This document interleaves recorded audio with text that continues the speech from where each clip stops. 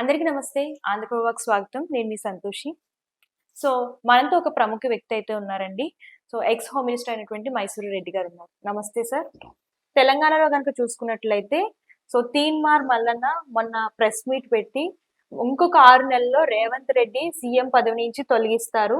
ఇంకో కొత్త సీఎం వస్తారు అని చెప్పేసి ఒక అంటే వ్యాఖ్యలైతే చేశారు, కొన్ని వ్యాఖ్యలు. ఇందులో నిజమెంతుంది సార్? నిజంగానే రేవంత్ రెడ్డిని సీఎం పదవి నుంచి తొలగిస్తారా? ఇక్కడ ఉండేది నేషనల్ పార్టీ. కాంగ్రెస్ పార్టీ అంటే నేషనల్ పార్టీ. ఈ తొలగింపులు అనేటివి నియామకాలు అనేటివి అభిష్టం మేరకు జరుగుతుంటాయి. ఈ ముఖ్యమంత్రిని నియమించాలన్నా ఢిల్లీలో నుంచి ఆదేశాలు రావాల్సిందే. మంత్రివర్గం క్యాబినెట్ కూర్పు చేయాలన్నా వాళ్ళకు చెప్పి చేయాల్సిందే, సంప్రదించి చేయాల్సిందే. ఇవి ఉండేది నేషనల్ పార్టీలో. ఏ నేషనల్ పార్టీకైనా ఇది ఉంటుంది, ఈ వ్యవహారం. రీజనల్ పార్టీస్లో అయితే ఏమవుతుందంటే, రీజనల్ పార్టీలో పార్టీ అధ్యక్షుడు ఉంటారు. ఆ పార్టీకి మెజారిటీ వచ్చిందంటే ఆ పార్టీ అధ్యక్షుడే ముఖ్యమంత్రి, శాసనసభాపక్ష నాయకుడే ముఖ్యమంత్రి అవుతారు. అప్పుడు ఆయన్ని తొలగించే వాళ్ళు ఎవరు లేరు. ఆయనే హైకమాండ్, నిర్ణయాలన్నీ అతనే తీసుకుంటాడు. కాబట్టి అదంతా ముఖ్యమంత్రి చుట్టూరే వ్యవహారం అంతా నడుస్తుంటారు. పార్టీ వ్యవహారం కానీ, ప్రభుత్వ వ్యవహారం కానీ ముఖ్యమంత్రితో చుట్టూరే తిరుగుతుంటుంది. కానీ నేషనల్ పార్టీస్ అట్లా ఉండదు. కొంచెం అంత అధిష్టానం అనేది కంట్రోల్ ఉంటుంది. దీన్ని బట్టి అక్కడ ముఖ్యమంత్రి పదవి 5 ఏళ్ళు శాశ్వతమని ఎవరు అనుకునేదానికి లేదు. ఎవరున్నా కాంగ్రెస్ అధిష్టానం అభిష్టం మేరకే ఉంటారు. ఇప్పుడు కొంత మేరకు అయితే పనులు చేస్తున్నారు, హామీలు ఇచ్చారు.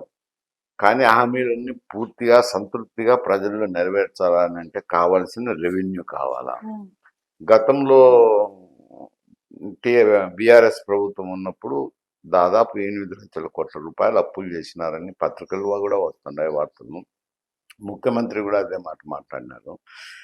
8 లక్షల కోట్లకు వడ్డీలు కంతులు కట్టాల్సింది ఉంటుంది. అది దగ్గర దగ్గర 45,000 కోట్లేమో చెల్లించాల్సి ఉంటుంది సంవత్సరానికి.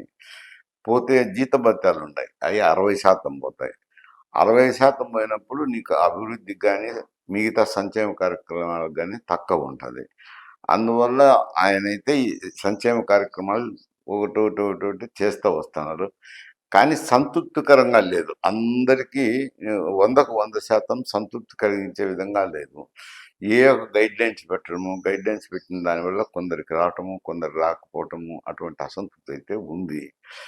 కానీ ఉన్న పరిస్థితుల్లో ఏదో నెట్టుకొస్తున్నాడు. కానీ ఇట్లే ఉంటే ఎన్ని రోజులు అది కాంగ్రెస్ అధిష్టానం నిర్ణయం తీసుకునేది. కాబట్టి పర్మనెంట్గా ఉంటారని ఎవరైనా దానికి లేదు. తీన్మార్ మల్లన్న అన్న విషయాల్లో అయితే అది అధిష్టానం నుంచి కాదు, ఆయన ఉన్న పరిస్థితులను బట్టి, గతంలో ఉన్న అనుభవాలను బట్టి కాంగ్రెస్లో ఎవరు పర్మనెంట్ కాదు, శాశ్వతం కాదు, ఎప్పుడు ఒకరు మారుతారని చెప్పి ఉండొచ్చు. సార్, అయితే ఒకవేళ ఆయన పదవి నుంచి తొలగిస్తే నెక్స్ట్ సీఎం ఎవరయ్యే అవకాశం ఉంది సార్? ఈ అధిష్టానం ఉంటుంది కదమ్మా. అప్పుడు ఏదో అబ్జర్వర్లు వస్తారు, శాసనసభ పక్షం సమావేశం నిర్వహిస్తారు, అందరి అభిప్రాయాలు తీసుకుంటారు. వాళ్ళ అభిప్రాయాలను తీసుకువెళ్ళి మళ్ళీ అధిష్టానానికి చెప్పాలా. అధిష్టానం వాళ్ళు రకరకాల ఆలోచన చేసి రకరకాల ఒత్తిళ్లలో వాళ్ళు ఏం నిర్ణయం తీసుకుంటారో చెప్పేదానికి అట్లా అవకాశం లేదు అంట.